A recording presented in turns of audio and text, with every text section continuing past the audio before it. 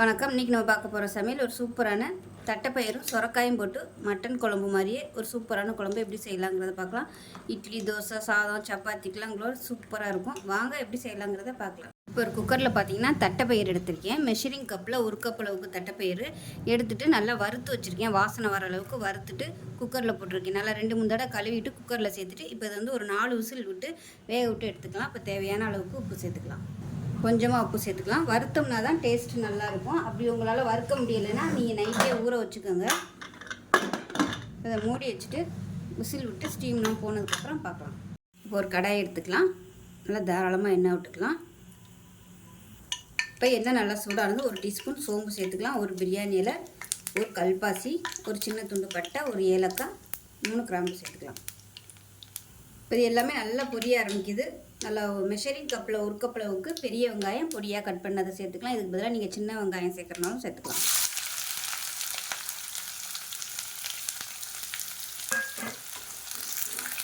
இப்போ இதில் கருவேப்பிலையில் சேர்த்துக்கலாம். வெங்காயம் நல்லா வதங்கிடுச்சு. இப்போ இதில் 1 டேபிள் ஸ்பூன் இஞ்சி பூண்டு பேஸ்ட்டு சேர்த்துக்கலாம். இஞ்சி பூண்டு பேஸ்ட்டு வேணான்னு நினச்சிங்கன்னா வெறும் பூண்டு மட்டுமே நீங்கள் சேர்த்துக்கலாம். நல்லா பொடியாக கட் பண்ணிவிட்டு ஒரு 10 பல் போல் சேர்த்துக்கலாம்.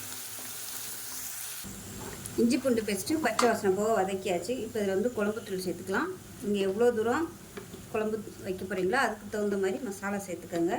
நான் வந்து ஒரு 3 டேபிள் ஸ்பூன் அளவுக்கு சேர்த்துருக்கேன். இது வந்து எண்ணெயில் லேசாக வதக்கி விட்டுக்கலாம் மீடியமான ஃப்ளேமில்.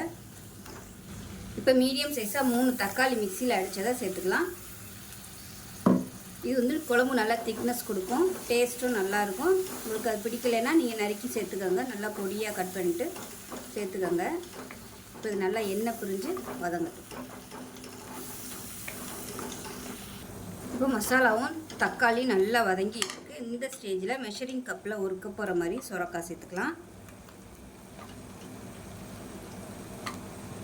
இதையும் சேர்த்து நல்லா வதக்கிக்கலாம். சொரக்காய் சீக்கிரமாகவே வெந்துடும் அந்த சூப்லேயே. இப்போ இந்த சொரக்காய்க்கு தேவையான உப்பு சேர்த்துக்கலாம். பயிர் வேக வைக்கும்போது உப்பு சேர்த்துருக்கு, அதனால் கம்மியாக சேர்த்துக்கலாம். இது நல்லா வதங்கட்டும்.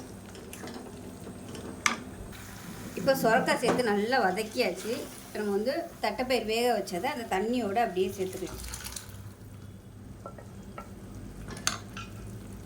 இந்த தண்ணியை வந்து வேஸ்ட் பண்ண வேணாம். அந்த தண்ணியில் தான் நல்லா ஃப்ளேவரும் சத்தும் இருக்கும். அதனால் அப்படியே அந்த தண்ணியோடய சேர்த்துக்கலாம்.